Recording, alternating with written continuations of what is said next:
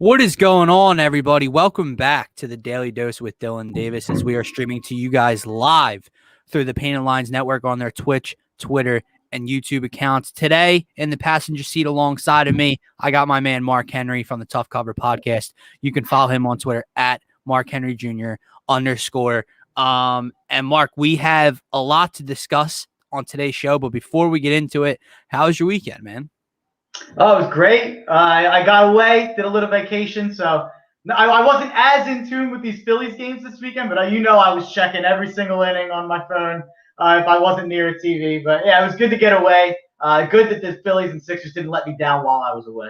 Yeah, man. Some scoreboard watching going on. Let's go Sixers. Yeah. That is exactly correct. So today's show, guys, just a little preview. We will be talking about a little bit on the Sixers-Clippers game, but that happened on Friday. You guys all know about what happened. We don't have to break anything down for you, but we will discuss the 3-0 start to this rough patch, this rough stretch the Sixers schedule had coming up, and they look fantastic, led by Joel Embiid so far. We'll talk about tonight's Warriors matchup a little bit. Long injury report for you guys, but a new name to that injury report, Mark, that doesn't say out next to him. That is George Hill. George Hill is questionable tonight, everybody. So he may be making his debut as a Philadelphia 76ers Sixer tonight against the Golden State Warriors, or if not, it will definitely be this week, I would expect. And then we got a lot of Phillies talk to get into later in the show as they finally win another series. It feels like it's been ages since they've won a series as they take 2 of 3 at home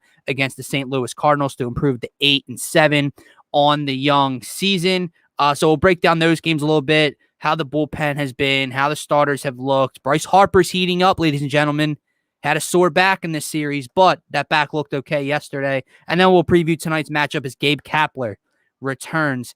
And if you're a Gabe Kapler guy or a Gabe Kapler hater, if you're a Joe Girardi guy, stay tuned towards the end of the show as Mark and I discuss Gabe Kapler versus Joe. Not necessarily versus Joe Girardi, but just kind of compare how the people of Philadelphia look at the two of them, and we'll have some pretty interesting takes with that.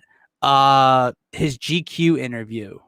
I didn't see that. I didn't see that either. It's interesting. I know that he's been interviewed. He was interviewed last week by Rachel Nichols on The Jump, and I know he was in another interview. And Joel Embiid was on the Zach Lowe podcast, and a lot of things to just kind of say. I know people are all over Twitter, like Ben haters or Sixers haters, are like, does this dude ever not talk about how he thinks he's the greatest defensive player in the world? Dude, he's asked a question. But I didn't see the GQ interview. So if you, I do see one. I see a couple quotes here. If we get that 1 seed, we keep our hopes up in terms of the energy. Knowing we have home court advantage will be big for us, especially if we get all the fans back. I think this is the year for us to do it. Honestly, it's the same kind of stuff. I did see this, right? So it was. It was 3 days ago. Okay. Yes, but it was one. There was one part of it where he said he really believes this is the year the Sixers are going to win a championship or can win a championship, and people were like blowing it out of proportion. And I'm like, so the guy that's hosting the 1 seed, or the guy that's leading the 1 seed of the Eastern Conference, isn't going to believe that they can win. But we are joined by a special guest. Deibs, what is going on, my man? What's up, guys? What's going on, man? Just made some chili. Let's go. I'm good. How are you? Fantastic, man. How was your weekend? Oh, it was awesome, man. Oh, busy. I actually got to hang out with the man, the myth, the legend, Brian. Brian wow. Brian, our CEO here, was in my neck of the woods, and we got the kids together. We had some food. We were talking about you, Dylan, and you, Mark, by the way. But it was a great time, and the weather was beautiful. We got Aaron Nola returning to form. Let's freaking go. We got the Sixers, more W's. Joel Embiid is still rolling. Life is good, right? Life is good, man, especially when the Phillies can actually win a series. But yeah, let's start there, Mark. Let's get into the Sixers. We'll save for the Phillies for the second half of today's show. But the Sixers start this rough patch of, Dallas was the last road game of the 4, and then they come home to Brooklyn, Clippers, Warriors tonight, Suns. Then they go on. Then they have Milwaukee for 2. Then Atlanta somewhere in there. But they started this rough patch 3-0, led by Joel Embiid, who had another 36 and 14 rebound night against the Clippers, defeating them 106-103. He was 16 of 18 from the free throw line. They've had 2 days rest now going into tonight's matchup. And Brooklyn lost by a buzzer beater to Bam Adebayo yesterday. So the Sixers are now 1.5 games up on Brooklyn, can extend their lead to 2 games with a win tonight. So I guess we'll take it from there. Deibs, welcome to the Daily Dose. Finally, it's been a while. We'll start with you. It's been years, man. Let's start with you, though. How the Sixers looked over the first 3 games of, this stretch of hell that was coming to us. I mean, the starters are still getting it done. I think what was most impressive, like the Sixers getting it done without Tobias Harris in clutch. I think that's really kind of, I made a video the other day on what has stood out the most to me, and it still is the fourth quarter defense of the Sixers. The Sixers are still, second in the league in point differential in those fourth quarters, and that is led by defense. They still got it done. That last game was a little wonky there. The shit kind of hit the fan there, but how are you not impressed with the Sixers right now? Like you said, Dylan, 1.5 up on the Brooklyn Nets.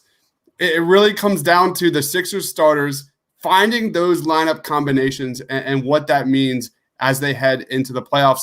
George Hill, man, I am really excited to see what George Hill means for those combinations. And I got to throw this to you, Dylan. The reason why I'm coming on here, you know where this is going. Where are you with Furkan Korkmaz? Because that man is on fire. Literally 3 steals a game over the last 4 games. Nearly 50% in the catch and shoot from 3 in that time. Like, this guy is lighting it up. I don't know what, obviously matchups dictate what the minutes are going to look like, but has this guy made your playoff rotation yet? No.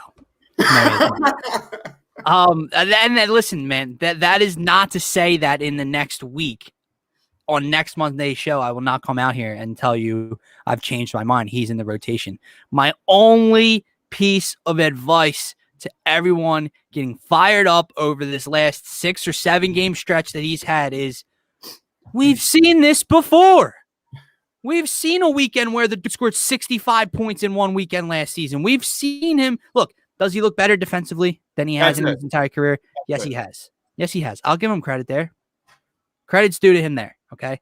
And if he can not be a dreadful liability on the defensive end of the floor, and he can shoot high 30s to low 40% from the 3-point line, by all means, he's in your rotation because he's 6'7", 6'6", whatever he is. He's not a defensive liability. He's actually getting involved on defense dives, like you said, averaging like 3 steals per game. And if he can shoot and space the floor and spread the floor for Joel and Ben and everybody, by all means, hell yeah. Okay. But we've seen this before. And I just need to continue to see it against the teams that are coming up now. Right. So he just did it against the Clippers on Friday. Good job, Ferk. Now he's got to do it against Golden State. Doesn't really mean much tonight, but the Suns, Milwaukee twice. Like every game means something. It means a little bit. I want to see if he can continue to get that shot off against the better teams in the Eastern Conference, the better teams in the NBA. If he comes out and looks absolutely awful, or just what we've seen before, 1 of 6 from 3, struggling on defense against Phoenix and against Milwaukee, then I want an apology for having to be asked that question. But if he comes out and looks great, I'll come out to you guys and be like, I was wrong. Ferk's in my playoff rotation. But my problem with that is, like, what is the whole, we've seen this before. I don't think he's been a massive failure. Like, we're saying it as if, like, oh, we got fooled before and we thought he was playable and then he wasn't. I don't look at last year's Boston series as anything other than the fact that we had Al Horford next to Joel Embiid without Ben Simmons, and we were a bad team. We added Seth Curry, we added Danny Green, we got rid of the bad juju. I don't think Furkan Korkmaz is some unplayable guy. I just don't think we've ever seen. I don't think that was. He was bad without Ben Simmons and with Al Horford on the floor. But yeah, I think that this team is a completely different team. I'll bring it back to Furkan in 1 second. But my whole takeaway from this 4-game stretch of wins is I don't have that many takeaways. This team is what this team is to me. Sure. Like I think we know what this team is at this point. Yeah. What's up, Doc? Is Joel Embiid getting to the free throw line? Exactly. He is absolutely dominating the free throw line. You look at the Sixers. I did a tweet the other day. The Sixers are 21-4 or 20-4 something when he gets 10 or more free throws in a game this season. And you look at his last game since returning from injury, he's averaging 13.4 free throw attempts per game. The Sixers win when he gets to the line. When he's looking for physical contact in the paint, and you look at the post-ups. The post-ups are way up. This guy's getting 13.8 post-ups a game. It's just it's 73.9 touches per game, 13 post-ups per game.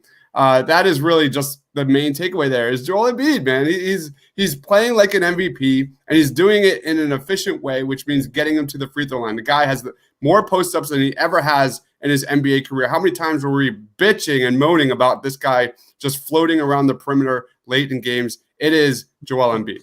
So real quick on Joel Embiid, because I wanted to get there talking about the free throws specifically and talking about the MVP race. So I've been, while I've been driving to and from Virginia, I've been arguing with Denver Nuggets fans on Twitter and people from where's Nikola Jokic from? Serbia. I have people from Serbia in their mentions like coming at me about Joel Embiid versus Nikola Jokic. So people are trying to tell me that the gap between Nikola Jokic and Joel Embiid is so large offensively that it makes up for and even more so overcomposes for the gap between them defensively, which is if the gap between them offensively is that huge, why is Joel Embiid a much better scorer than Nikola Jokic? Before this year, Nikola Jokic never averaged 21 points per game. This is the first year he's averaging over 21 points per game. Joel Embiid has done that for 5 straight years. And the biggest difference and the biggest takeaway of my whole MVP Jokic versus Joel Embiid thing, Nikola Jokic goes to the free throw line 4.8 times per game. Joel Embiid goes to the free throw line 11.8 times per game. And like Deibs just said, we're 20-4, 21-4, whatever that number is, when he gets to a certain free throw number. And we've seen how helpful his going to the line is to our team, not just getting 3 points at the line because he's such a good free throw shooter, but it puts the other team in foul trouble, forces them to use bigs they wouldn't otherwise use. And it's such an important thing that Nikola Jokic just isn't doing. I get that he's a fat guy making fancy passes and his net rating's really high, but when you look at the fact that he's not even half the defender that Joel Embiid is, and Joel Embiid is a far, far better scorer in every capacity outside of three-point shooting, which Joel Embiid's no slouch, that gap between them offensively can't be that big because the gap between them defensively is. And I'm arguing all day on Twitter with Denver Nuggets people. I thought they were chill in Denver, but it doesn't seem so. They are very, very much hating on Joel Embiid and calling him fat. And then one quick thing before I finish the thing, they're all saying like, oh, Jokic has played every game. Joel Embiid doesn't play enough games. Then why is our record still better than the Nuggets? Even if Joel Embiid's missed time, if Jokic is playing every game and he's got Jamal Murray all year, he's had Michael Porter Jr. all year, these guys people want to tell me are really good. Nikola Jokic has played every game. The Nuggets are still worse than us. And Joel Embiid's missed time. And then if you look at their win percentage when Joel Embiid plays, it's not even close. It's not even close. So There's no arguing like with other fan base. I've kind of come to that realization. Like there is none, and they'll try to like say like, oh, like you're just being biased because you're or just a partial like viewer will be like you're just being biased because it's the Sixers and it's Joel Embiid. I've never once in my life called Joel Embiid the MVP of the NBA besides this year because he's playing that way. I've never been out in previous years chanting MVP when he wasn't realistically playing at that level or the MVP of the league. So no, I'm not being biased because he's the center for the Philadelphia 76ers. I'm telling you the honest truth. The only explanation I can give to you, if it's not Nuggets fans, if it's just other like let's say it's a I'm trying to think of impartial name. I was going to say Utah Jazz, but they hate us. So I'm everyone hates us. They hate the process. But if it was if it was a fan from another team, right? And they were looking at these two, if anyone says it's Embiid, if it's Jokic over Embiid, it's because they look at this. You said it, Mark. It's the 7-foot guy. Not that Embiid doesn't make crazy passes out of double teams, but Jokic with that vision, he brings the ball up sometimes. He plays like point center for them sometimes. And the way these one-handed passes he throws cross court, they look at all that shit. And then like someone mentioned about the media in the comments, and it's true. All you see is Jokic's highlights and his passes because he's 7 feet tall, blasted all over ESPN, and that's all people look at. But yeah, man, I mean, put it this way. I'm giving Jokic all the respect in the world. When Embiid was out, me, Scotty, and Gint had a conversation of MVP race. And I said, it's Jokic. Like, well, if the Nuggets continue to surge up the rankings in the Western Conference, look out for Jokic to be the lead in the MVP. I'm not going at Nikola Jokic, okay? But now Joel Embiid comes back, and what's he averaging over the last 4 or 5 games? He's averaging like 33, 34, and over 10 rebounds a game. Like, dude, and the Sixers are still the 1 seed in the East. So I'm sorry. It's not that close for me. It's really not that close anymore. 31.2 points over the last, 6 games? 6 games, 31.2 points, 9.8 boards. And yeah. So, and again, 12.8 free throw attempts per game.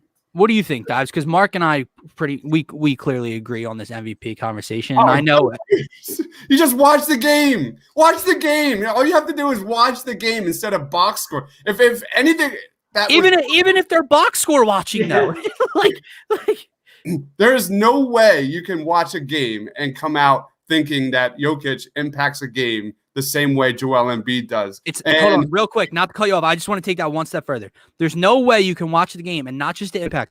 There's no way you can watch, I'd say 98% of the Sixers games this year when he's played and come away with a takeaway that he's not the best player on the floor this year. Yeah. In any games, in 98% of the games, you can't leave that game thinking he wasn't the best player on the floor. And that's all that I rest my case there. I thought Joel on the low post, which, by the way, I pretty much despise Zach Lowe.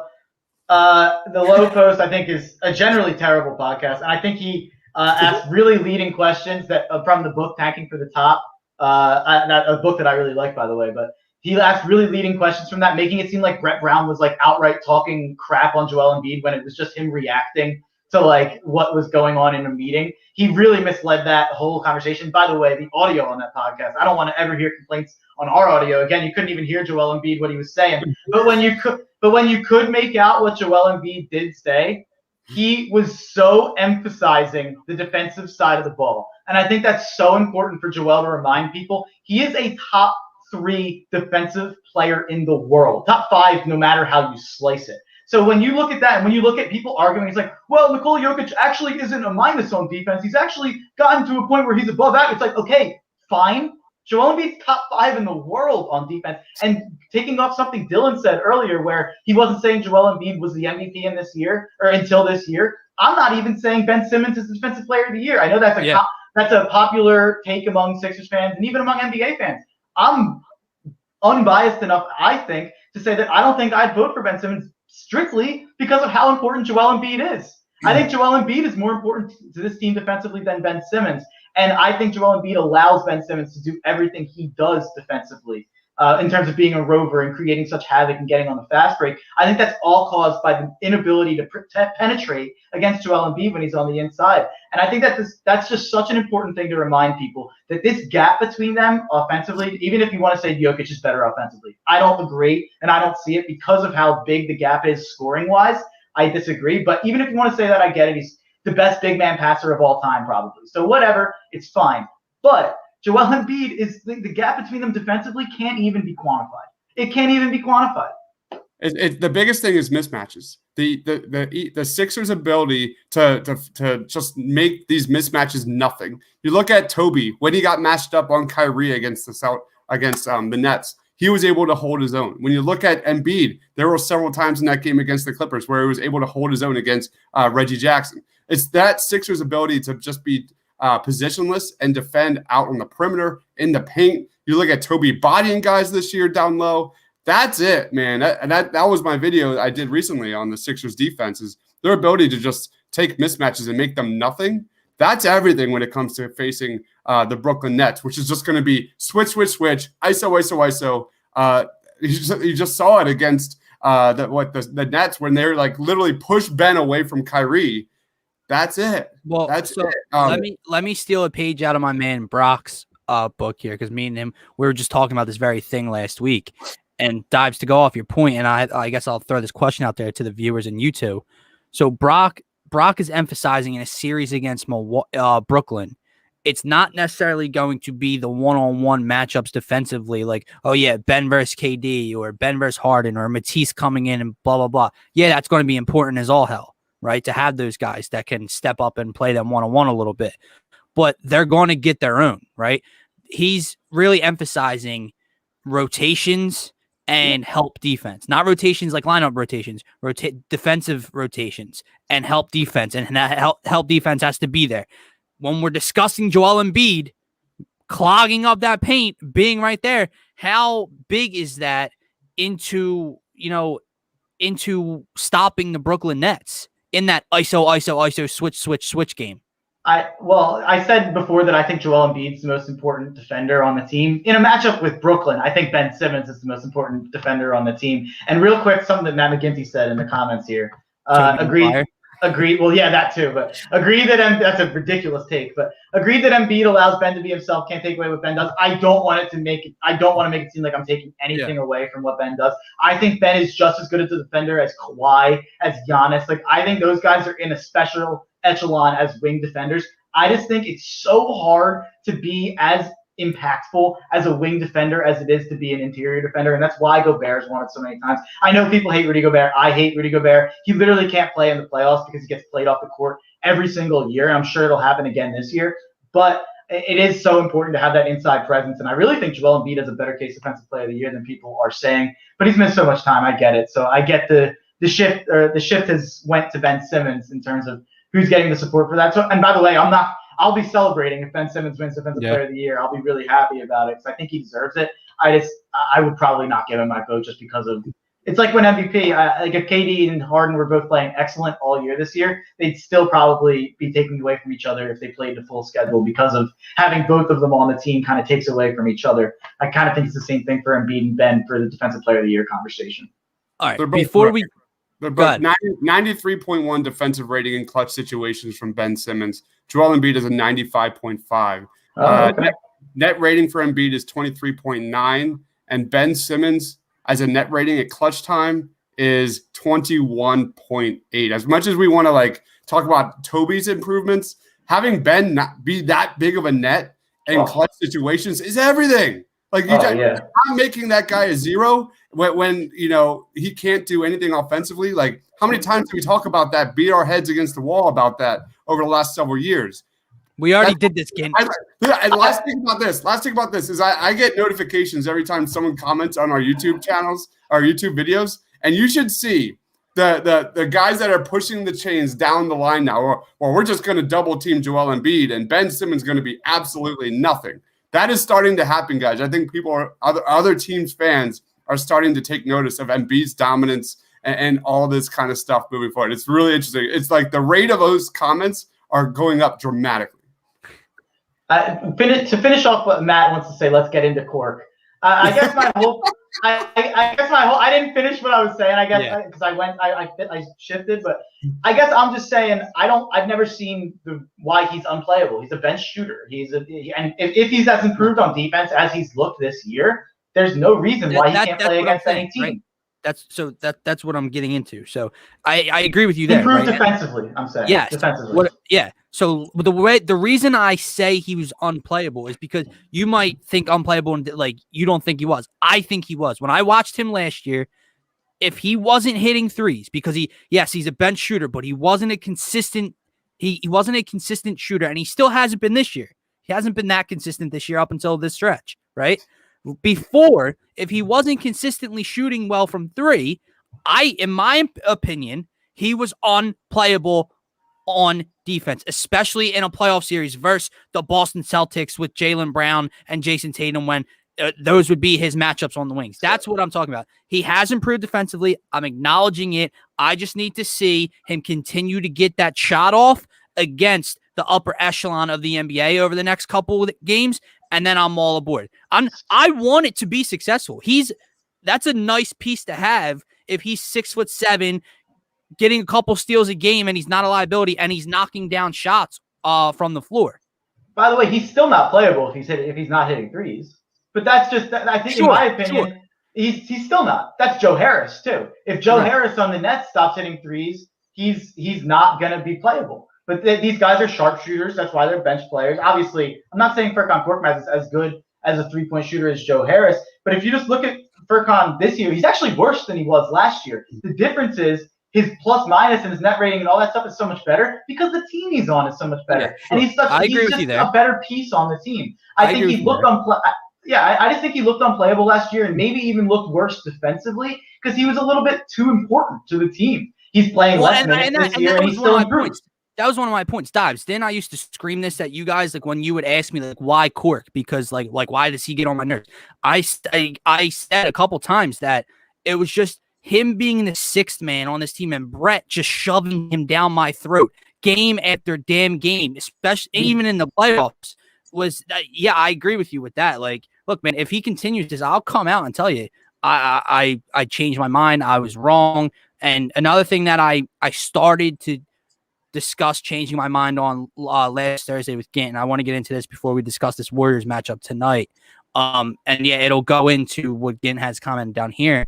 Because Cork would add another body to a rotation, and I really don't want double digits in a rotation in the playoffs.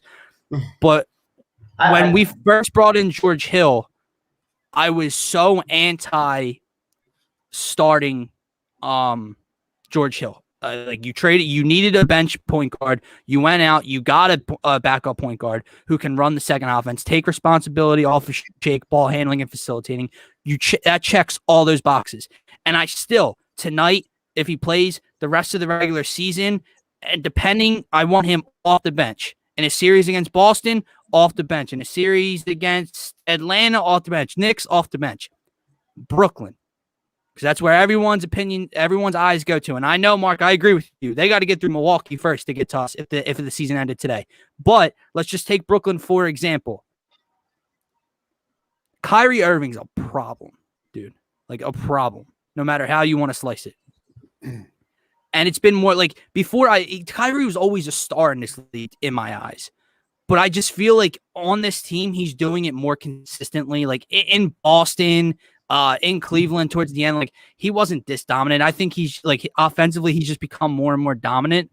So when I'm watching, Ben can take Harden. Toby could be the guy that takes KD, whatever. Joel gets the center, whoever's playing center. And then what do? Because Seth or Danny could follow Joe Harris around, sure. What? The other one's got to take Kyrie. And I just think in a series versus Brooklyn, I'm starting to contemplate changing my mind on the starters versus George Hill because George Hill has the length and athleticism to stick with Kyrie and disrupt things more for Kyrie than Seth can't stick with Kyrie. Danny Green, I love what Danny Green's done this year. He can't stick with Kyrie. I just don't think starters. No, I was saying I think he'll just eat us up. I look at Furkan Korkmaz in 2 games versus Brooklyn this year, 46 minutes played. He shot 5-11 from 3. That is 45%. True shooting percentage of 58%, an offensive rating of 130, and a defensive rating of 114. Obviously, the starters really haven't played at any of these games versus the Brooklyn Nets.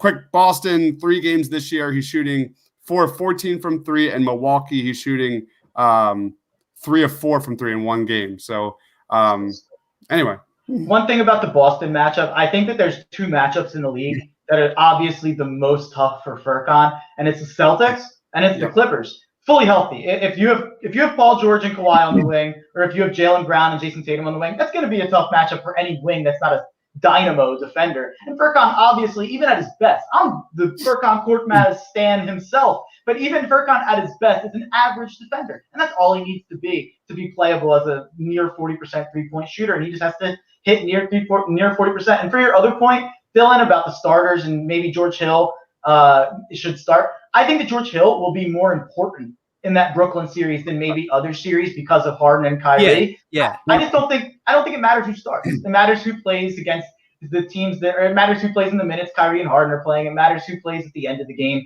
matters who has the hot hand. That's why it's like, oh, I don't want to play 10 guys in a rotation. How many times in the playoffs, not just the Sixers, just in the NBA, have we seen teams turn ways that they didn't expect if the series wasn't going a way that they expected, or if a matchup wasn't going the way they expected, or a player wasn't doing as well? Like last year, the Clippers, Lou Williams kept playing, and they refused to bench him, and it ended up killing them in that 3-1 series against the Nuggets when they blew the lead because they refused to bench Lou Williams, and it was just killing them on defense. So I'd rather be fluid. Obviously, that's the same coach, Doc Rivers. So I'd rather be fluid in terms of what these lineups are and what the rotations are.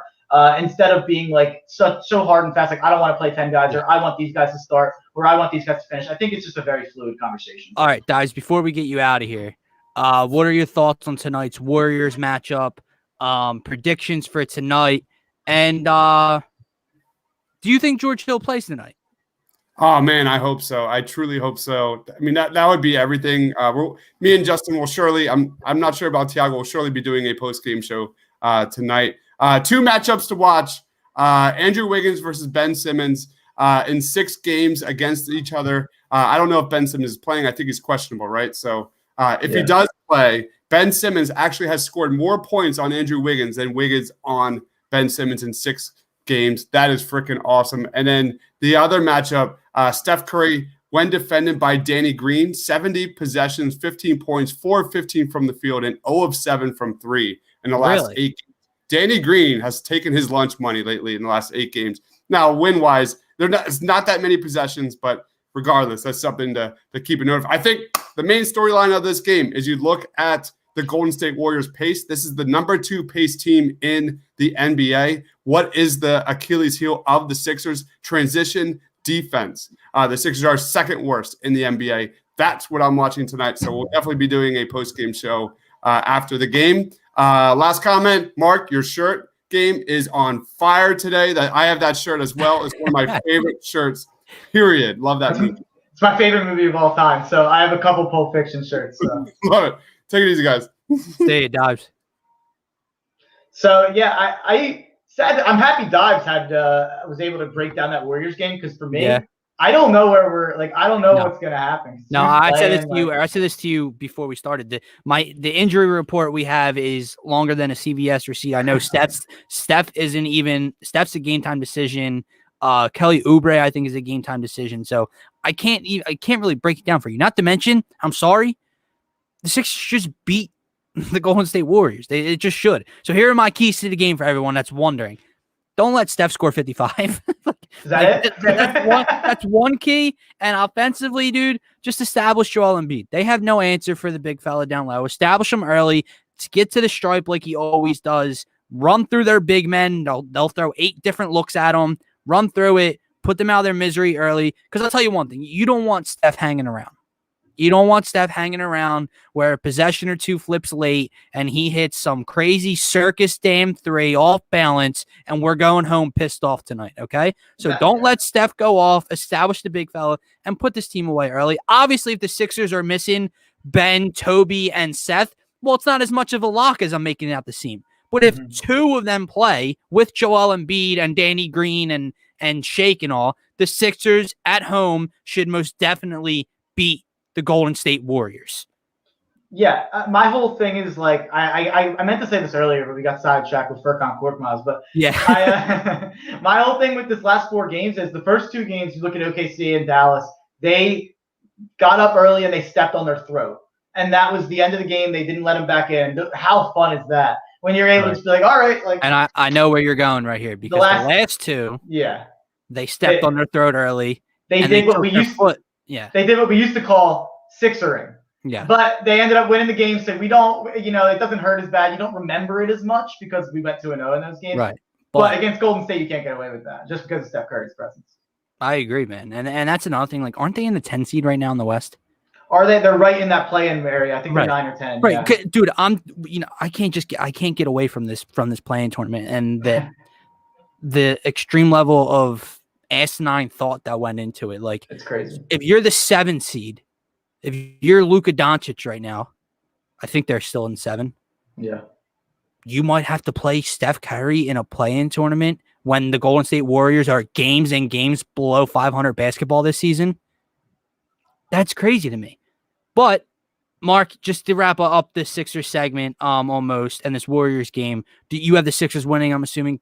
Yeah, I didn't bet anything involving the game just because maybe I'll do it when we get closer to the game, but I'm so unaware of what trends to even trust because who knows who's playing. So, but yeah, I think the Sixers should win, like you said, if the 2 of the 3 of Ben, Toby, and Steph play. If 2 of those 3 guys play, I mean, this should be a lock. Yeah. Or even if just Ben plays or just Toby plays, I'm still taking them to win. They're still favored by 9. So yeah, so something. Not all of them are missing tonight's game. I'll say that to you. Again, I see your comment. Damn it. What did Anthony? He only played 1 game, right? Yeah, he had 0 points. He's 0-2 from 3. Mike Scott was 2 of 9 from 3. I thought he made a nice pass. Anthony Tolliver, he did. Yeah, he made 1. Yeah, he got an assist. Yeah, that was what I noticed it whenever his minutes. He made a nice pass. Yeah, nice pass. It outshined any of the threes Mike Scott hit. But Sixers should win this game. Take advantage of the Nets loss. I completely agree. And as you know, the Sixers are watching. He said some nice. I didn't notice that. I think he's being sarcastic. No, I know. But just so you guys know, again, even though he's commenting, his ass is unavailable today. And normally we're here with Mondays with Scotty, with our dude at Scotty Drown, but he is a new homeowner, so he's in the middle of a move right now. But Scotty will be joining us sometime later in the week. So congrats to Scott, and we'll get to that later. But with that being said, I had one more Sixers point I wanted to wrap up with. I'm going to forget it. It's forgotten. It is forgotten. I had one more Sixers point to make, and it's gone. But before we transition to the other team that plays tonight in the city of Philadelphia, who, don't get me wrong, dude, I am all in on the Sixers team. I have been all year. Obviously, you guys know that watch me every day on the show. But I'll have my 2 TV set up tonight because even though before the last series they went 1-5 in 6 games, I'm still all in on this team in pinstripes. But before we get to them, we do have a message and word from our sponsors at XL Media. Hey, what's up, guys? MLB baseball is in full swing. The NBA and NHL playoffs are right around the corner, and the NFL season is mere moments away. While we here at the Painted Lines are devoted to bringing you top-notch content from all the major sports, we are excited to also now give you the opportunity to cash in on all that content and knowledge. If you follow the link below, you will have the opportunity to sign up with BetRivers, an online sportsbook, and get an instant new user deposit match of up to $250. That's free money that you can use and try to turn into more free money. Let's go. Don't sit there and waste all that money. Turn every basket into an otherwise meaningless Cavs-Timberwolves matchup on a random Wednesday in March. That makes it all the more exciting. For betting tips and advice, be sure to check out written content from our top prognosticator, Money Max, on our website at thepaintedlines.com, or check out the Tough Cover podcast right here on the Painted Lines YouTube channel. You've seen the commercials all over TV and radio, but now is the time. Sign up today with BetRivers using the link below and start cashing in on your love for sports. Using the link below will automatically inform BetRivers that TPL sent you, and you'll get that new user deposit match of up to $250. Don't miss out on this opportunity for some free money, baby. All right, there you guys go. So 100% match up to $250 with BetRivers. So go get that free money, everybody. But some news on the Phillies that I just saw now on Twitter. Phillies have 5 coaches and 3 players on COVID protocol. Game is on for tonight. So I do not know. I do not know which players are. Do they have a lineup? No, I still don't have a lineup. I didn't see one yet. I don't know if they have COVID. They're just in the protocol, so it could be close contact, or one of them could have had close contact outside of the facilities. All right, I have a lineup. You do? Yeah, we have Kutch 1, Reese 2, Bryce 3, JT 4, Bone 5, Segura 6, Moniak 7, Nick Matan 8, Chase Anderson 9, so maybe Didi could be on that list. That's possible. And I know that could be a problem because doesn't he have an autoimmune disease No, too? so now Matt Gelb, this is 14 minutes ago, Didi Gregorius has an issue with his right throwing elbow, some swelling. He needed a day, Girardi said. So Matan is in at shortstop. Also, oh, dear God, Phillies are prepping Vince Velasquez to start Friday at Coors Field. Oh, Jesus. Well, at least you wasted bad Vince Velasquez starting Coors Field where hopefully we can rake anyway. But I guess, I'm happy, as weird as it is to say, I'm happy Didi has an elbow issue and not COVID because I do know that he's talked extensively about how he was pretty nervous about that going into last year. He wears a mask like at all times. So I'm happy to hear that. But who the hell is Nick Matan? I have no idea. Never heard the name before. I feel like I'm a pretty hardcore Phillies fan. I've somehow escaped the first couple weeks without knowing who Nick Matan is. I agree. And where the hell do you find this lineup? Daily MLB lineup. It's a Twitter account. They tweet out the MLB lineups every day. You got Matan in it, so it has to be right. At Coors Field, he may let up 15 runs in 2 innings. Not wrong. But what was I going to say? Because that's making me think, like, who the hell are the players that have it? Because maybe a bullpen, I could see that. Very true. That could be like a close contact situation. Or whoever is Vinny starting for on Friday. Yeah, that could be but true. That's later in the week. I don't know. We'll have news for you guys when it comes out. But yeah, let's get into a little Phillies weekend review, and then we'll get into tonight's game against the Giants as they visit, and Gabe Kapler makes his return to the city of brotherly love, who I don't think will be showing much love to the old skipper tonight when he trots out there at all. Oh, my God. I'll get into that. We will get into that later. But, Mark, let's look at these 2 wins. I'm not against you, man. I'm not even pulling that up. He's a comedian. He couldn't be on the show for that one? Come on, get They had some conviction and say it in person. So this was a very back and forth series, Mark. So the Phillies come out Friday night at home after they got swept by the Mets and had a day off for rain against DeGrom on Thursday. They come out Friday and the bats light up the St. Louis Cardinals, and they get out to what was it, 9-2 that win against the Cardinals, and then the very next day, game, Phillies lose 9-4, and then they come out yesterday with an Aaron Nola dominant performance, complete game shutout, 2 hits, 10 Ks for Knowles as the Phillies take 2 of 3 from the St. Louis Cardinals. So, Mark, the first thing I want to do is get into the rotation review. Okay, so in the 2 wins, Zach Eflin gives you 7 innings pitched, 6 hits, 2 earned. Aaron Nola, like I said, complete game shutout, 2 hits, 10 Ks. Now the loss comes at the hands of Matt Moore. 2 2/3 innings pitched, 4 hits, 4 walks, 6 runs, 5 earned. Let's just start there with Matt Moore. How long's this leash? Probably a couple weeks. Probably like 3-4 more starts, I'd say. You think so? It's not great. He got booed off of Citizens Bank Park's mound.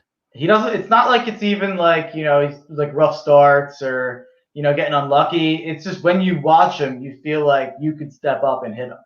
Like I just don't think he looks like he has good stuff at all. He doesn't. I just don't see how much longer it can go on for. Give him a couple more starts. They did give him $4 or $5 million. So you give him a couple more starts. I mean, you see what Vinny has on Friday, and I guess you keep an eye on what Spencer Howard's doing down in the. I mean, dude, site. To be honest, I didn't even think about that. Could that be Matt Moore's next scheduled start, and that's why Vinny's maybe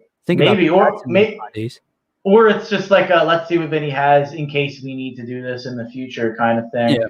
I'll tell you right now what my issue is with Matt Moore and what I think Matt Moore's issue is. You're 100% correct, and I said it after his first start. I think you were with me on the show when we discussed Matt Moore's first performance, and it was like he had command the strike zone, but he doesn't have anything that he can pump by you. He doesn't have any stuff to put you away when you're behind an account, really. And once he lost command of the strike zone, that was it for him in the first start. He struggled again in the second start, but they ended up winning both games he started in. So now you get to this Cardinals performance, and he walks the first 2 batters on 9 pitches, 8 balls, 1 strike. to start the game against the Cardinals. He gets out of it, okay? And now you're thinking, okay, maybe he can work with it. He didn't. He had nothing going that day. He was done in the third inning. And the issue with Matt Moore is what you said. He has no stuff. He has nothing to put you away. So when he's not pinpointing his spots, when he's not hitting the corners, and he's getting behind in counts, 3-1, 2-0, stuff, shit like that, he can't come back from it because he can't blow anything by you. That's where Matt Moore's issues come in. So if he's not painting, if he's not hitting his spots early, he's done. And I could have told you that from the first 9 pitches on Saturday afternoon. And that's exactly what happened. So yeah, I just think, for me, I guess I'm just less surprised than a lot of people seem to be. You can vouch for this before. Yeah, you were Chase Anderson greater than Matt Moore.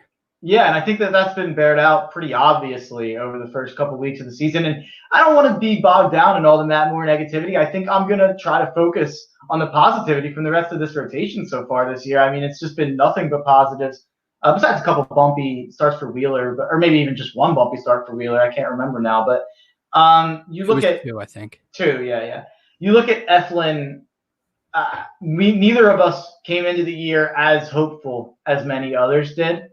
But man, you watch that start on was it Friday? And holy crap, he looked great. He looked great. Like, he's someone like, and it always looked like it. He always looked like he had pretty lively stuff. Like, his stuff moves, and he's got it. Like, so it's just been, command and not being like pitching like an idiot. Basically, I've always thought that Zach Eflin kind of pitched like an idiot. Yeah. In the last couple of years, and he takes chances when he shouldn't. I think he's really calmed down a lot this year. He's got way more command, and I just think he's been excellent. But really, the main takeaway from the entire weekend, and it's not even a takeaway, because if you watch baseball and if you know baseball, you already weren't thinking about it, and you already knew it. The whole, I don't think Aaron Nola's an ace. Is Aaron Nola an ace? It's the dumbest thing ever. Give me 30 better starters than Aaron Nola. You can't name 10. He's a top 10 pitcher in the world, no matter how you slice it. So when Aaron Nola has an average start or a bad start, it's like, Aaron Nola's a number 2, not a number 1. There's like it's like a weird Philly crowd thing that, like, there's this little percentage of the Phillies fan base that just doesn't think Aaron Nola's that good because he has some rough outings. But the difference between, there are those top 10 pitchers that are a little more even than Aaron is, and obviously we've seen the September struggles. But the difference is those pitchers don't have the cut of games that Aaron Nola had. Yes, Aaron Nola, not Nolan, had yesterday, where it's just he's dominant.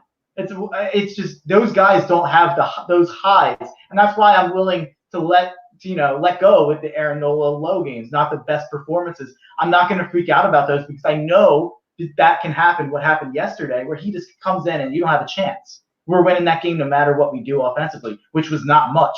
He didn't get much help, and we still won the game. Obviously, he didn't let up a run.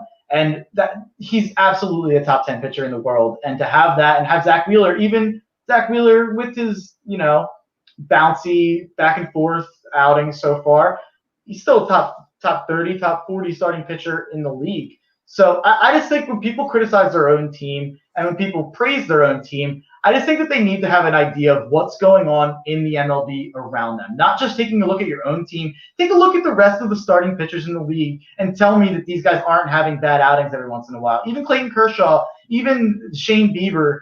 I'm struggling to think who's considered the best pitcher in the world right now. DeGrom. DeGrom, yeah.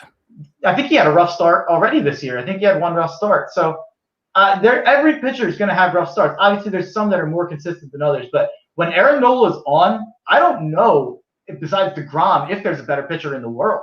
When he has his stuff and when he's at his peak, there's not many that can match what Aaron Nola can do. No, and one of the ways he gets off to hot starts and he stays dominant throughout the course of a game is when he's getting on top of his fastball. And when he establishes that fastball early, because his fastball does have a lot of movement to it, and then he throws in that curveball. It's all location for Nola, to be honest with you. That's what I see. Like when he struggles, he's missing with the curveball early. He goes away from it. He's not pinpointing his fastball. It's staying over the middle of the plate, and that's when he struggles and gets hammered for it.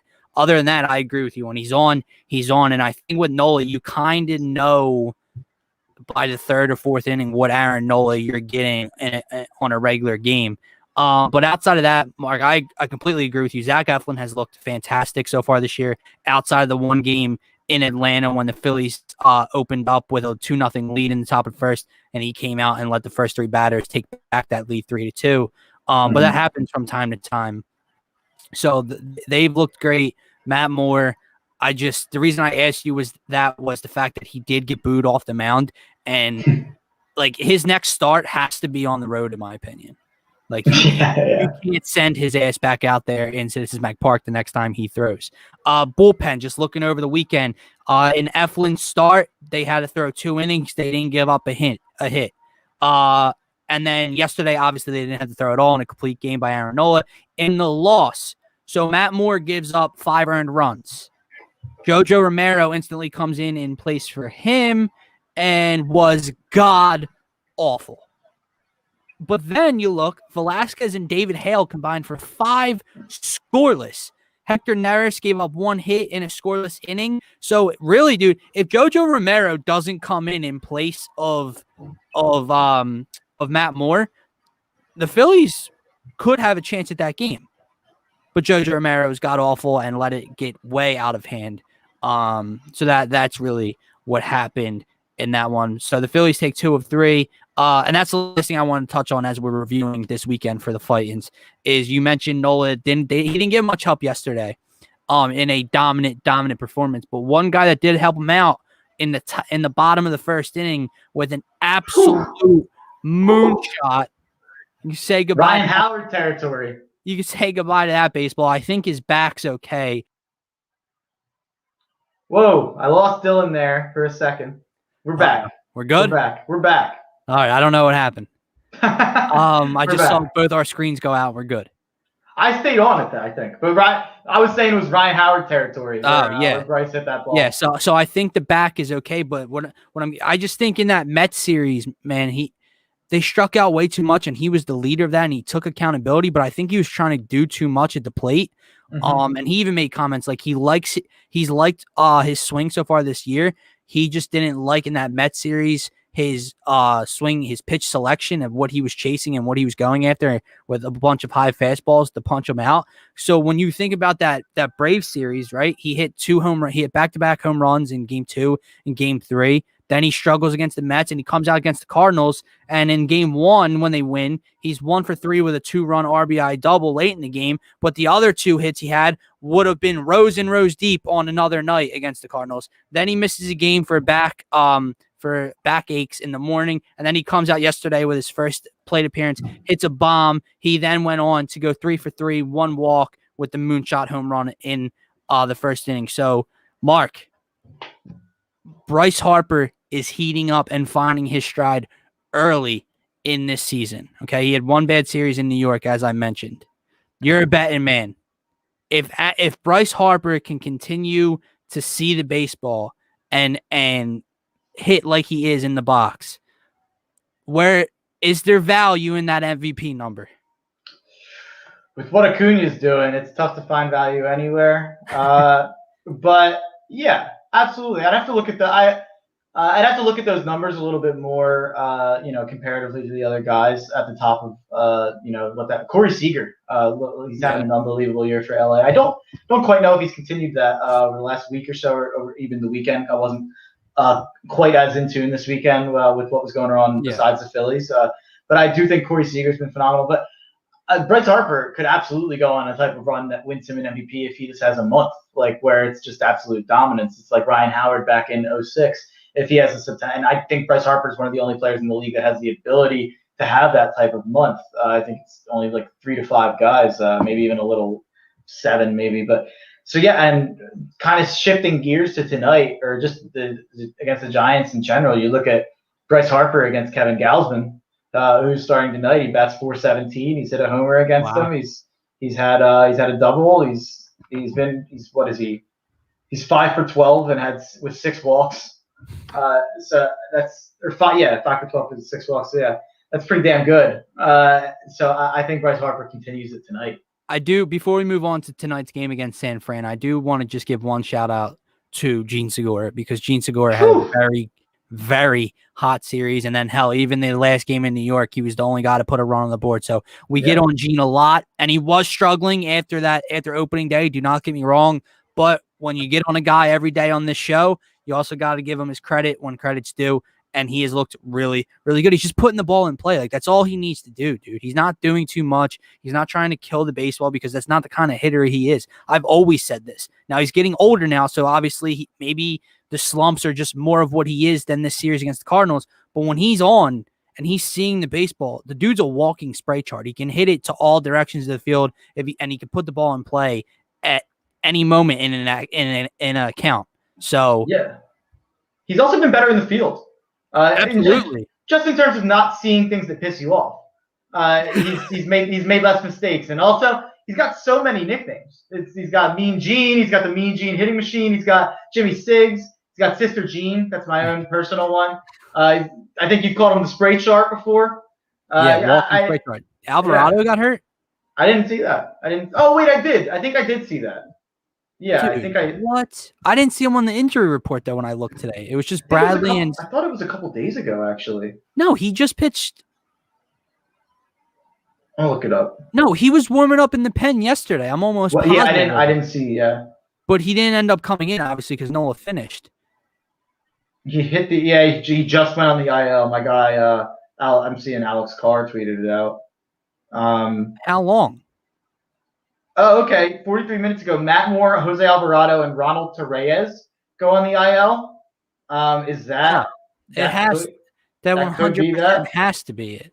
Even though those aren't three guys that you would think would be around each other, a starter, a bullpen guy, and a bench guy. That's very weird, true. But it was 5 coaches and 3 players, and those 3 players go on the IL once the report comes out. Yeah, well, yeah, I'm seeing 43 minutes ago. Yeah, that would have been right around that report time. But yeah, John Clark tweeted that out too. Yeah, I'm not sure. But yeah, I mean, all things considered, I'm gonna say I don't even know if I should say. I don't even know if I should say what I'm gonna say. No. But I'm happy. Yeah, I'm happy. Yeah, I'm happy that we. I'm happy that we can at least go through. You're happy that Bryce Harper and JT Realmuto and Alec Boehm are part of the 3. I got Aaron Nola, Zach Wheeler, Zach Eflin. I get what you're saying from a baseball standpoint. But yeah, I'm saying also. I also said from a non-baseball standpoint, I was a good person when I was talking about DD, but whatever. But I'm just happy because I have a lot of notes for tonight's game. I'm happy that they're not irrelevant now. I'm happy I didn't waste my time. All right, man. Well, let's get into it before we wrap up today's show. Like I said, the Giants do come to town with Gabe Kapler's return. Phillies sit at 8-7, second place in the NL East. I believe the San Francisco Giants are in second place in the NL West right now. If I saw that correct earlier, like you said, Chase Anderson gets to start tonight for the Phillies versus Kevin Gausman. Gausman in 19 2/3 innings pitched this year has a 3.20 ERA with an 0.81 WHIP.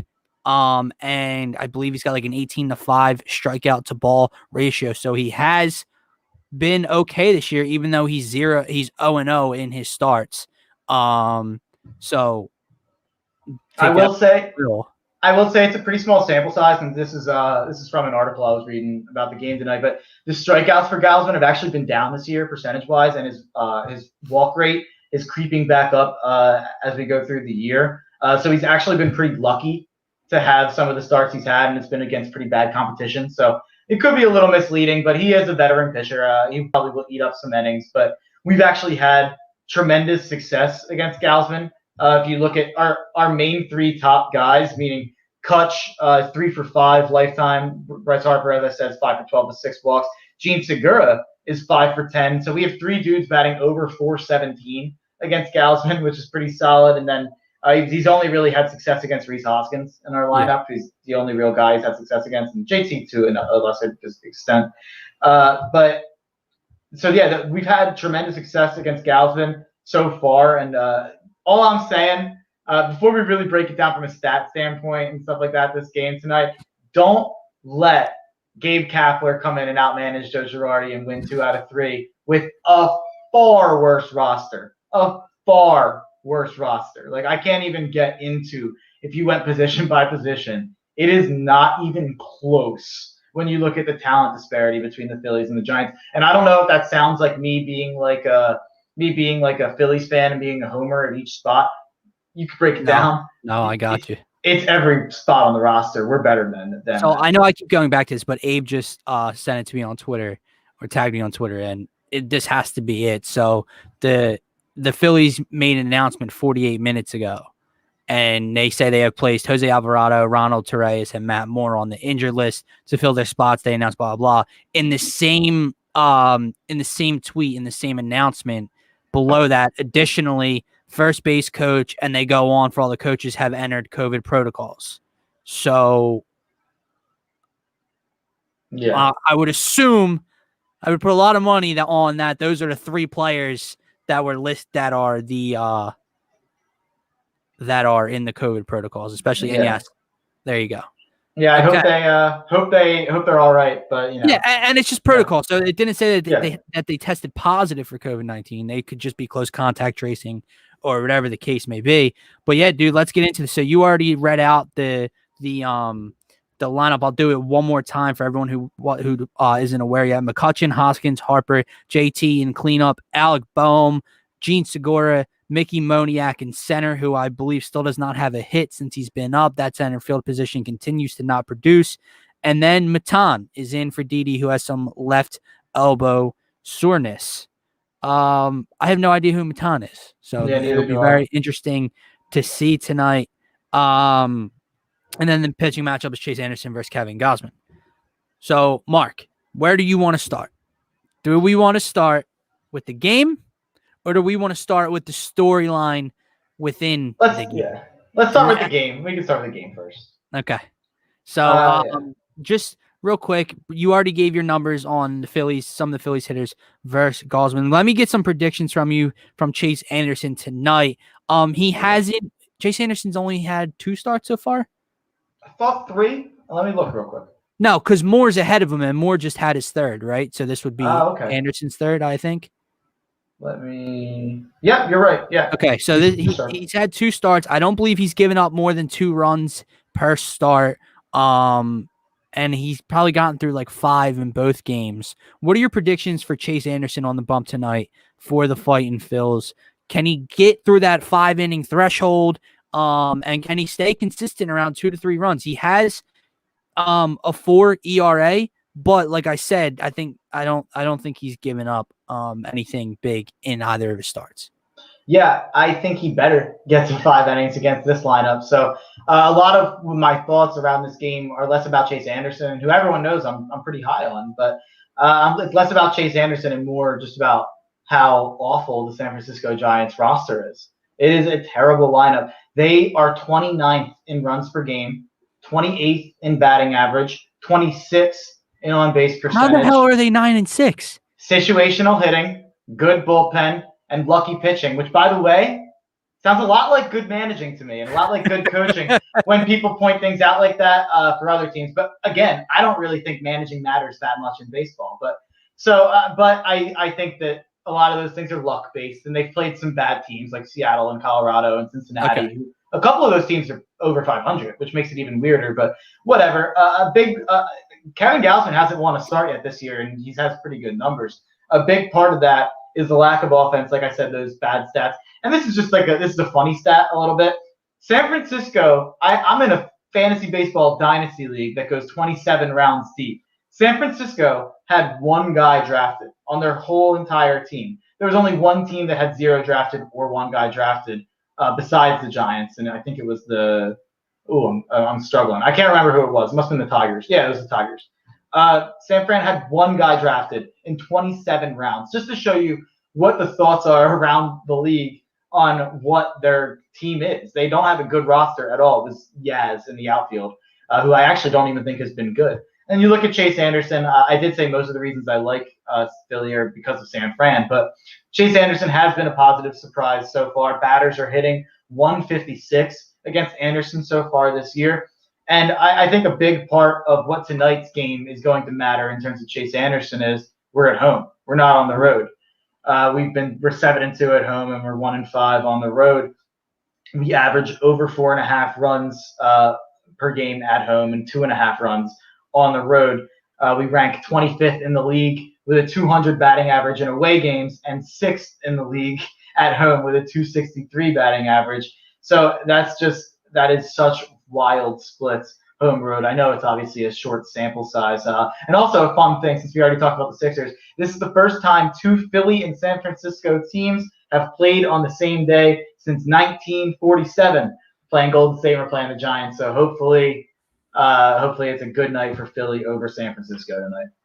I agree with you about Chase Anderson. Your point of he better get through 5 on this team. Look, I think the Phillies are a lock to win tonight. I truly believe that. Nothing would be better than to see a sweep against this under-talented San Francisco, overachieving, under-talented San Francisco Giants lineup. But what I will say is I think with Matt Moore, he's on a very short leash, especially when you have Spencer Howard, who came up last year. He didn't make the opening day, like starting 5 this year. He's waiting in the weeds still. And, he didn't have a great outing when he came in for an inning before, but I think Matt Moore's on that short leash. If you're Chase Anderson and you want to propel yourself up to that 4 spot, tonight is a night that can really help you do that. You haven't looked bad in either of your first 2 performances, but this isn't a very good San Francisco Giants lineup. Go 6 2/3, go 7 innings tonight, 2 runs or whatever. And be very effective.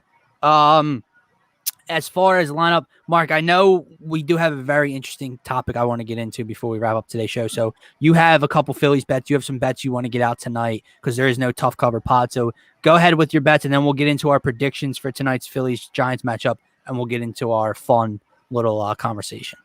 Yeah, I'll start with my non-Phillies picks first, just so we can bring it back to the Phillies at the end. Sure. So at 7:05 tonight, I like the St. Louis Cardinals at the Washington Nationals. It's my least favorite play of the night, but it's 1 unit, so it's a small play. The Cards' offense is seemingly every other day. The one day we shut them out, the next day they scored 9, and then they shut them out again. They're pretty close, 2 runs, Yeah. 9 runs, 0 runs. So they're super up and down. I expect a bounce back against the Nationals and Joe Ross. I'll gladly take Flaherty over Ross. Flaherty's been excellent in his last 2 starts after a tough first start, as has Ross, but Flaherty's has been much less luck-based, and I think Flaherty's a legitimate ace while Joe Ross is kind of a fraud. I think the Cards should be about minus 170 here, and they're minus 110, even money on both sides. I think the lineups are pretty close to equal, in my opinion, and then the Cards have the advantage on defense with the starter tonight and with their bullpen. So I'll happily take the Cardinals, even if it's my least favorite play, just because you're betting against Juan Soto and Trey Turner. You can't be too confident, but I do like the Cardinals tonight. And then at 8 o'clock, in the NBA, I like the Phoenix Suns plus 3.5 at the Milwaukee Bucks for 2.5 units for my bet of the day, my lock of the night. I think that's the best game in sports tonight. Obviously, I'll be focused on the 2 Philly matchups, but I'll probably have this on my phone going. I think Suns-Bucks is a great matchup. Both these teams coming off of blowout losses, surprise again as big favorites. I like Phoenix to bounce back here, even on the road, because really, what are the Milwaukee Bucks playing for? They're virtually locked into the 2 or the 3 seed, and there's no big difference in either. Which, I mean, unless Philly's a 2 seed or unless they go to a 2 and Philly's a 3, whatever that is, that's pretty unlikely at this point with them being like 4.5 out. They're virtually locked in. Phoenix is in a really close 3-horse race for home court in the playoffs, which they hold the tiebreaker over the Jazz if they can tie it up. So that is a huge little race between what seemingly is the Jazz, the Suns, and the Clippers. So I think the Suns have a lot more motivation here. Before their recent loss at the end of their homestand to the Spurs, the Suns had won 5 straight and were rolling, even while missing pieces in some of those games. The Suns are a whopping 35-21 against the spread, while the Bucks are 25-31 against the spread. The Suns are 7-3 against the spread on the year. In games, they've been an underdog, while the Bucks are 0-5 against the spread in games they've been an underdog. Phoenix is an impressive 21-7 against teams over 500, and the Bucks are 21-4 against teams below 500, while being 14-16 above 500. What does that tell us? Phoenix shows up for big games. Chris Paul gets them going for big games, while the Bucks have really disappointed against the best teams in the league, and including they're 14-16 against teams above 500. One of those wins was when Giannis sat on our home court without Joel Embiid. So that's even a little misleading. So they've been really bad against teams at full strength that are good. They've been bad against good teams at full strength is what I should say. These teams, you look at the Suns, they both rank in top 10 in offensive and defensive rating. The Suns are actually a little higher on both than the Bucks are. That these teams have one of the These teams had one of the games of the year earlier this year, just an absolute barn burner. The Suns were down 20 in the fourth, came back and won in a game that Giannis had 45, 11, and 7. So what does that tell me? Giannis has to go supernova tonight. And he already did it, and they still lost that game. So I love the Suns plus 3.5 here. Seemingly, both these teams come in fully healthy. Should be a fun one with 2 of the top 6 teams in the league. And then in this, I have nothing really to say about this game. At 10-10, I like the Dodgers minus 1.5 against the Mariners for 2 units. The Dodgers are good. The Mariners are bad. I don't care that the Mariners are 10-6. I think this is a massive overreaction to what Seattle's done so far this year. They're throwing their worst starter on the mound, Justice Sheffield, former Yankees prospect. They're throwing him on the mound. He hasn't won a game yet this year, even though Seattle's 10-6. The Dodgers are throwing Dustin May, who looks like Carrot Top, out on the mound. He's been fantastic to start this year. He's one of my favorite pitchers in baseball. I love watching him pitch. He's absolutely electric. So at 10-10, I'll be staying up late with the LA Dodgers, who, in my opinion, this is a crazy statement, are the best team I've ever seen on paper in any sport in my life. Wow. I can't think of, like, I used to say that was it the Red Sox a couple of years ago that won the World Series in baseball? Like, on paper, they were just so ridiculous. And I don't like, this team's way better than that team on paper. Well, I said that last year, or during the bubble postseason. I rode the hell out of the Dodgers all postseason long, and it was a lot of giving a run and a half, not just money line, and it paid out a whole hell of a lot for me. But I had said that before, dude. Now, I can't come out and say that they're the best team I ever, but when I look at them on paper from top to bottom in the lineup, there's not a single hole. And then you look at the rotation. So they have Dustin May, as you just said, is on the mound tonight. Clayton Kershaw. They have Walker Buehler, who's more Julio, and they who was the top prospect in baseball at one point. And they brought in Trevor Bauer, who won Cy Young. And their bullpen's no joke either. Well, since those guys are in the starting lineup, they have David Price blowing people away. I forgot they had David Price too. It's ridiculous. I've never seen anything like it. The World Series champs added Trevor Bauer, and it just pushed everyone else down a spot. It's like the 73-win Warriors adding KD. But less people care about baseball, so no one's talking about it. Yeah. But also, the Warriors didn't win the title. The Dodgers won the title. And then they added Trevor Bauer. It's unheard of. It's nothing we've ever seen before. Like, those Yankees teams in the early 2000s, I'd have to compare them, position by position, but those Yankees teams in the early 2000s are the closest thing we can really see, and I just don't see how any team really stacks. Obviously, I'm not saying the Dodgers are going to go to the World Series or they're going to win the World Series. It's baseball; anything can happen. We've seen it time and time again. Yankees have won one World Series in the last 25 years or something, or 20 years. I'll say this, speaking about the Dodgers, before we get back to this Phillies-Giants matchup, because Giants are in the same division. My bad. No. I just want to say that me and you have had this conversation before on the Tough Cover podcast, and I want to say this. If you're not a fan of baseball, or if you know people that aren't a fan of baseball, go watch the Dodgers play the Padres. Yeah. If you didn't see any of that series from this past weekend, you might start to like baseball. I'll just throw that out there for you. Yeah. Okay? And they're on a collision course to meet later in the season, okay? And they play in the same division. They're going to be fighting for the same division. Fernando Tatis lucked out with his injury, and he's already back, okay? The benches are already clearing this year. It's going to be a lot of fun. So 2 things on that real quick.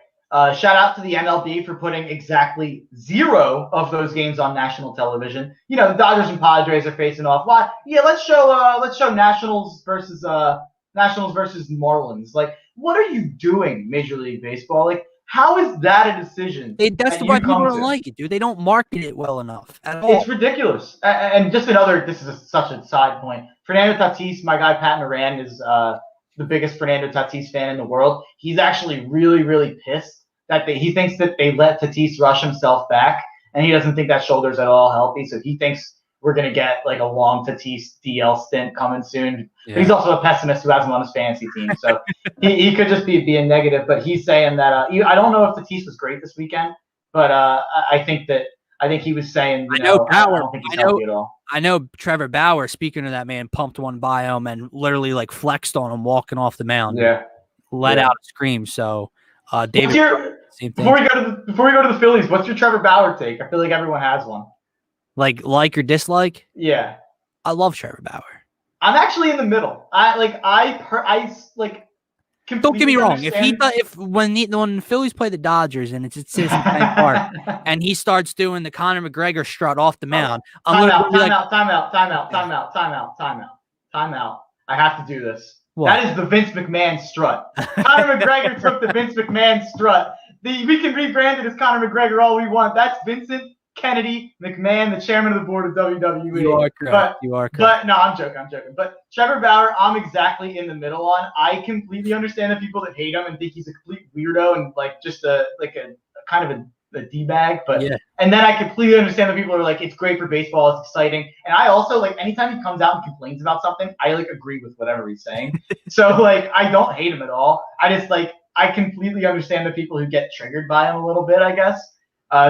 Overall, having someone that polarizing, I'll say this: baseball is great. When you're that polarizing and you back it up, I'll back you up 100% of the time. Okay. Fair. Now I know he just did it he hasn't been dominant for a long period of time now, but he won the Cy Young last year. He gets paid with the Dodgers. He's been dominant this year, as if my memory serves me correctly. But if you don't back it up, or you just Marcus Stroman is one, right? Not Marcus Stroman is no slouch. Okay, he's had a pretty good career.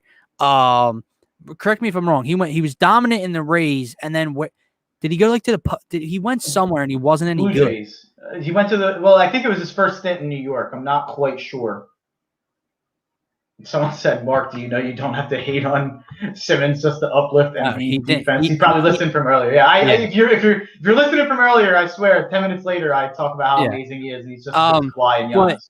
But Marcus Stroman running off the mound and screaming, and when he silenced the Phillies in the doubleheader at New York City, and he's going like this, talking to Mets fans, this is, dude, shut up. That's the shit I hate. But when you're dominant like Trevor Bauer, I don't care for how long. If it was 1 year, you win a Cy Young, you're this dominant.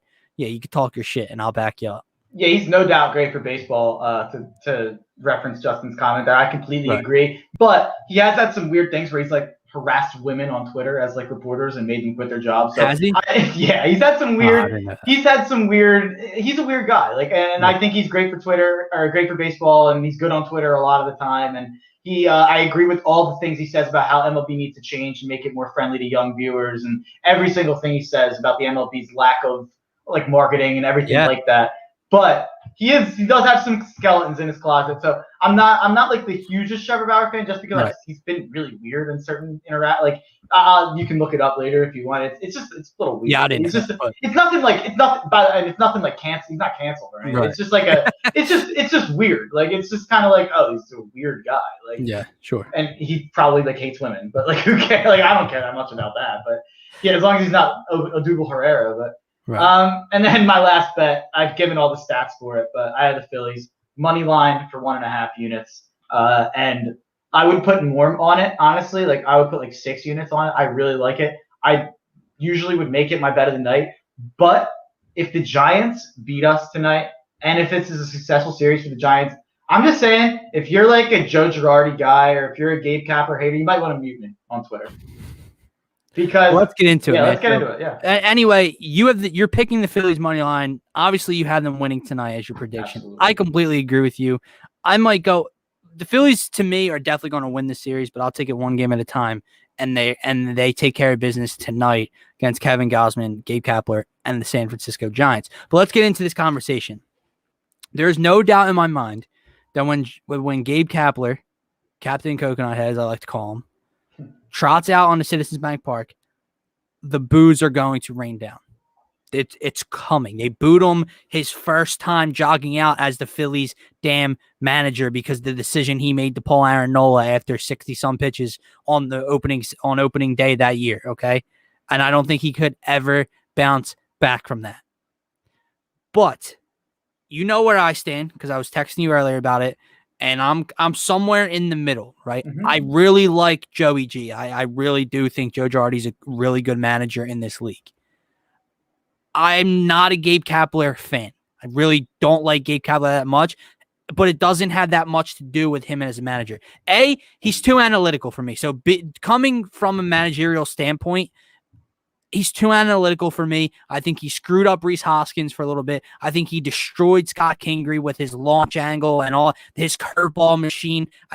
Some of the shit he does is really weird. I can't, he's not relatable to me. And I think that's why a lot of people in the city didn't like him. He's just not relatable. He's very out there. I don't know. Okay. That's why I'm not the biggest Gabe Kapler guy. I don't like all the analytics shit. Not saying the analytics are bad, but when you're that heavy on analytics, it can turn into a bad thing, right? However, I've been on record, and I've said this to you.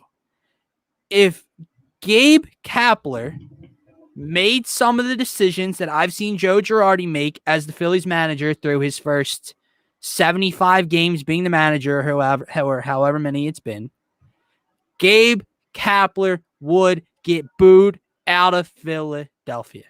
Absolutely. Okay? And it's nothing like major that Joey G's like done that's like, oh my God, but like, just put it this way. The other day when he had a pull, I forget who he had to pull because he forgot that he came out to the mound already. And he came out twice in an inning. So they had to make a pitching change. If Gabe Kapler would have forgotten that he came out to the mound already once in an inning, so they had to change pitchers because of it. Oh my God, dude, he'd be in the trunk of someone's car on the way to Philly International. Okay, he would. Yeah. So I'm on board with you there. So Mark, I know you have a little tangent to go on. Yeah, Gabe does push-ups in the dugout. Kapler, like I said, he's just not relatable. He's very out there, off on to me. But go ahead. I know you have some things to say. Yeah, so I want to make it clear before I defend Gabe Kapler a lot here that I am not someone who thinks Gabe Kapler is a great manager. I think that my biggest criticism of Kapler would be how he handled his pitching staff, and I don't really think that that's an analytic thing. I think that that's a feel thing, and I know that he's making decisions on who to put in based on analytic, and I don't think that that was the problem on who he was putting in situations. It was when those situations were the right time to make those substitutions, in my opinion. But I think he's someone who can make a bad team average or a bad team pretty good, or maybe take an average team and make them pretty good. He can't take that good team and make them great. Sure. I think that became clear in the last year he was here. But I think that the way he was treated in Philadelphia is one of the most insane things in the history of sports, not just Philadelphia sports. He had a terrible team in the first year that he managed, and we were 500. He went 161 and 163 in 3 years. The way he's talked about, you would think he was a complete failure. You'd think he was Pete Mackinnon. He was coaching average teams, and he was getting average records. Matt Klentak let him down in a lot of ways, and I'm sure that they were working in tandem a lot. Matt Klentak didn't make a single move at any of the deadlines to help him in any capacity. He had some pretty bad injury luck in certain situations, and I just think that the way he was treated was absolutely ridiculous. And the way I look at it, and I've said this on the pod before about the NBA and the MLB, I think the only sport in which coaching has almost as much of an impact as playing is football. I think football, because you're calling plays and everything is so coaching based and so X's and O's based, I think coaching is so important in football. When it comes to basketball and it comes to baseball, players are going to play the sport. I get the coaching. There are decisions. Obviously, I'm not an idiot. I watch the games. Coaching matters. But my opinion, the top 5 and those bottom 5 coaches really make a difference in who is really making an impact on a team. If you're in that middle 20 or so, I think you're probably all the same. I think it's I think Joe Girardi and Gabe Kapler are both in that middle 20. And I think Gabe Kapler, I think if you put Joe Girardi as the manager on some of those Gabe Kapler teams, they're not making the playoffs. The difference that people have in this idea between Gabe Kapler and Joe Girardi is ridiculous because you look at their records while they've been on the Phillies. Obviously, Joe Girardi, much, much shorter sample size, 36 and 39 compared to Gabe Kapler's 161 and 163. I've heard that Joe Girardi is the best manager in Phillies history. My co-host on the Spitballing podcast. That's not even what I wasn't even trying to call him out for that take. Yeah. I was just saying, for what? Why is Joe Girardi the best manager in Phillies history? So I think to have a better idea of why people are so reverent of Joe Girardi, you have to go back into his past a little bit. So you look at his history. In 2007, might have been 2006. I can't remember if it was 06 or 07. He took the Florida Marlins to win 78 games. They went 78 and 84. He won Coach of the Year for a team that won 78 games. Didn't make the playoffs. Didn't even come close to making the playoffs. And everyone was like, "Oh my God, this young team, this young roster. What a good coaching performance." Go look at that roster now. A lot of good players who ended up having pretty damn good careers after that season. So it doesn't look quite as impressive. So he goes to the Yankees. He has the highest payroll in baseball for 10 straight years. He wins one World Series after they went out and spent $400 million on CC Sabathia, AJ Burnett, and Mark Teixeira after they missed the playoffs in 2008 when the Phillies won the World Series because the Red Sox and Rays made the playoffs. The Yankees missed the playoffs in his first year as the Yankees manager, and they went out and spent $400 million, and he won a World Series. And then for the next 6 years, he did about the same thing that Aaron Boone's done for the last 4 years, which is win a lot of games and fail in the playoffs. And that's the same thing that Joe Girardi did, that Aaron Boone did. But Joe Girardi, the way he's talked about in Philadelphia, you would have thought he won 5 rings with a small market franchise. No, he won 1 with the biggest franchise in sports, the most successful franchise in their sport in the history of sports. So it's not like he did something unbelievable. He won a World Series with the Yankees. The Red Sox have fired 2 managers in the last 2 decades that won World Series for their team. The Yankees did it to Joe Girardi. He was fired from the Yankees. He was fired from the last job that he took before he came here. It's not like he resigned. Like, the way that he's talked about, like he's some top 5 manager, or he's someone that everyone was beating down the door to hire this offseason. There were 2 teams. There was the Mets and the Phillies. And it's because, I'm telling you, even like the people, so there's, I think, a large group of people who don't hate the Yankees because they grew up liking Derek Jeter, or they grew up liking whatever. They like the history of the Yankees. And I like history. I love baseball history. I love watching Yankeeography. But I think that these people just like Joe Girardi because he was the last Yankees World Series manager that they remember. And it's like, oh, the Yankees were good. Why were they good? Oh, Joe Girardi was the manager. He had 1 year in Florida where he didn't make the playoffs. And then he was the manager of the most successful team in team sports history for about 10 years.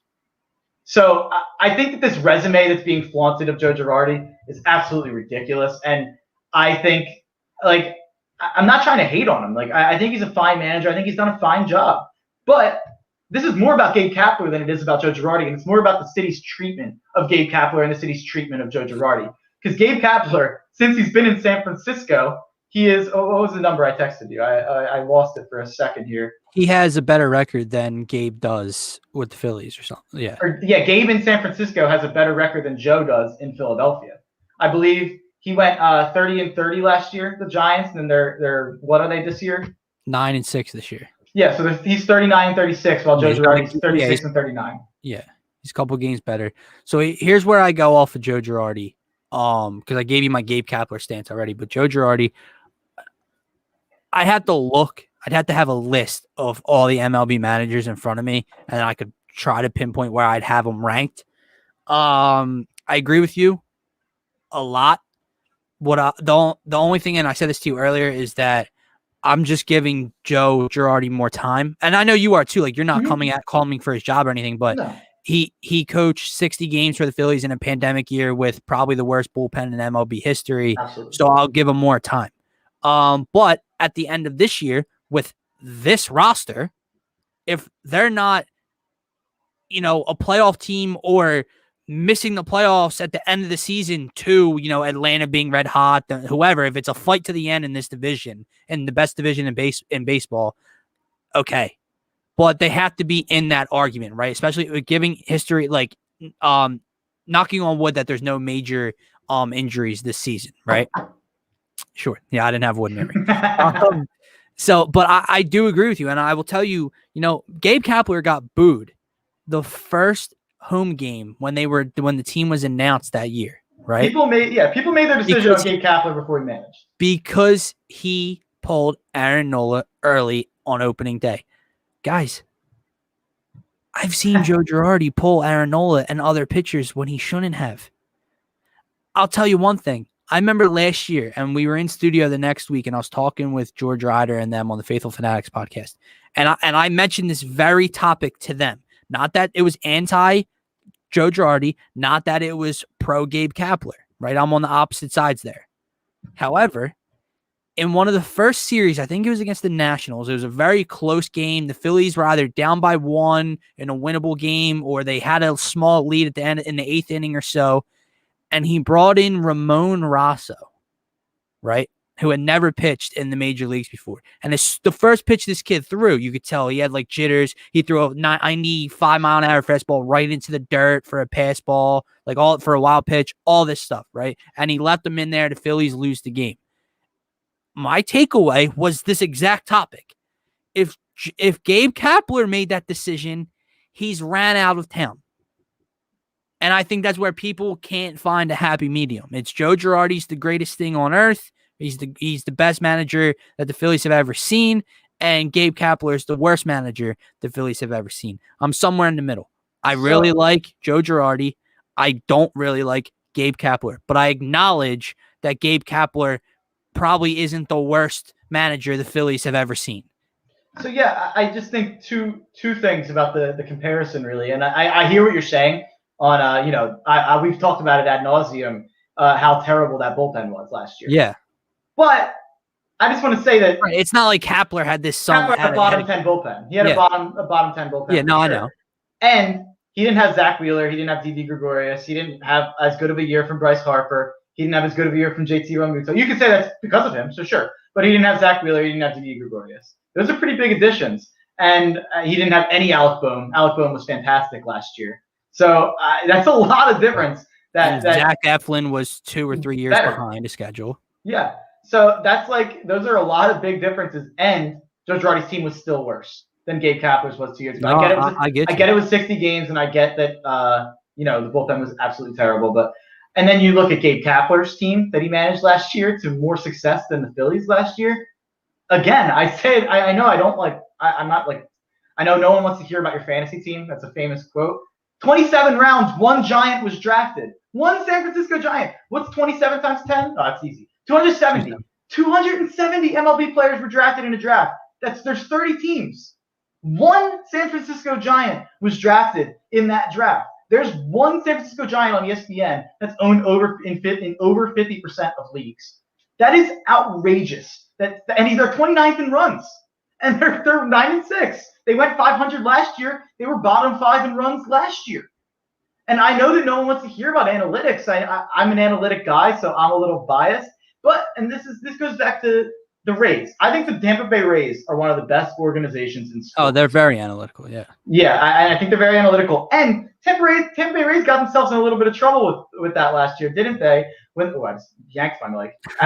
Just like the Rays yanked Blake Snell in that World Series game, which became a very big topic. Oh, get the Rays and their calculators and the Rays getting that stuff out. A guy can make a decision, and it doesn't mean that because they like analytics, that analytics are bad. And I know that's not what you're saying at all. Right. I know you were just saying Gabe Kapler, by the way, is a complete weirdo. I agree. Yeah. And he also, to bring up, he had some weird sexual assault type things in his career with the Dodgers. So yeah. He's not like some angel. I'm not saying he's like this perfect guy, but I just thought the treatment was ridiculous. And I think what he's doing in San Francisco, obviously it's early in the season. If he can win 75 games with that Giants roster, or they went 500 last year, so if he can come close to 500 again with that roster, and is he coach of the year?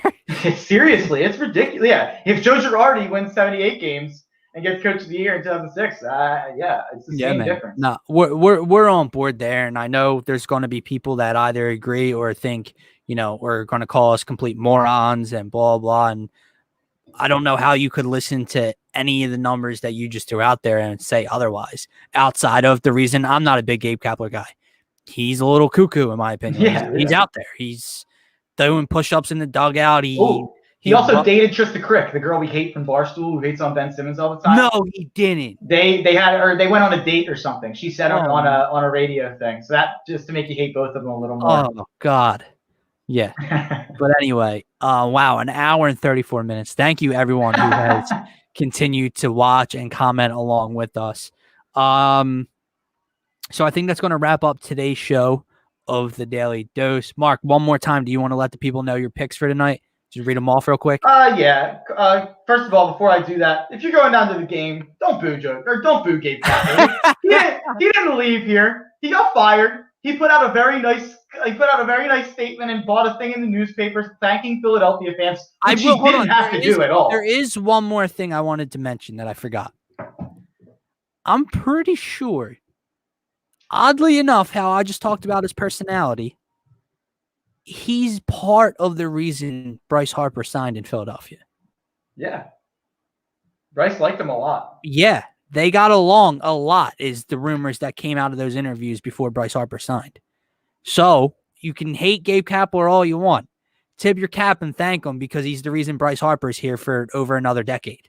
And even after part of the reason, I'm not saying, he's the reason, but he's part of the reason. And even after he struggled, Bryce Harper's had every opportunity to come out and throw some backhanded shots at him, and he absolutely has not. And it's even like Joel Embiid loves Brett Brown. He's still thrown some shots his way, just in terms of talking about how good Doc has been. Same with Ben Simmons. And they both seem to love Brett Brown. But Bryce hasn't even done that with Gabe Kapler. So there clearly is a level of respect, in my opinion. Sure.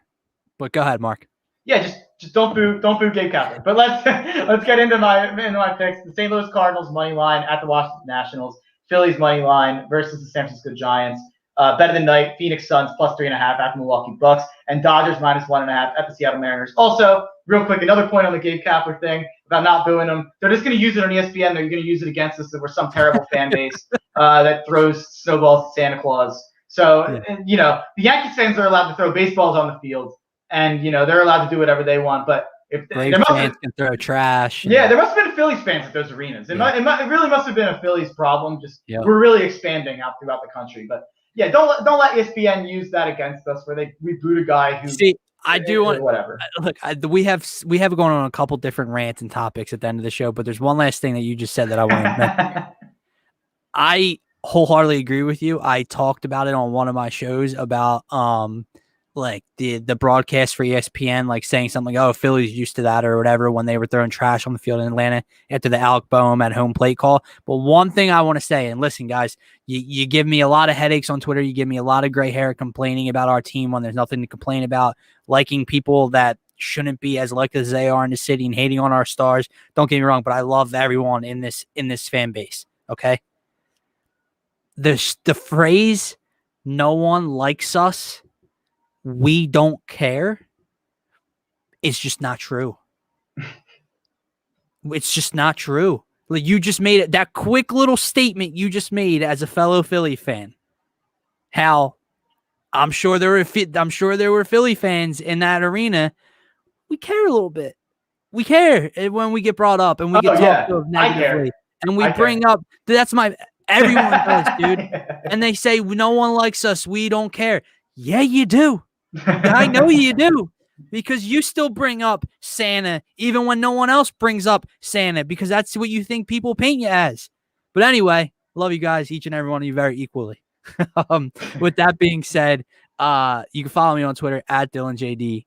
You can give Mark a follow at MarkHenry Jr. _ Tomorrow, I believe Gint will be back with me, and at some point this week Scotty will be on with us as well, and I'm sure Mark will join us again as the week goes on. Anytime. Go Sixers, go Phillies, and the NFL draft is just around the corner, so this week and next week we'll have a lot to discuss about the Eagles and the first few rounds in the NFL draft, so stay tuned. I'm inviting myself on for that. Yeah, I got you. All right, thanks everyone, have a nice night.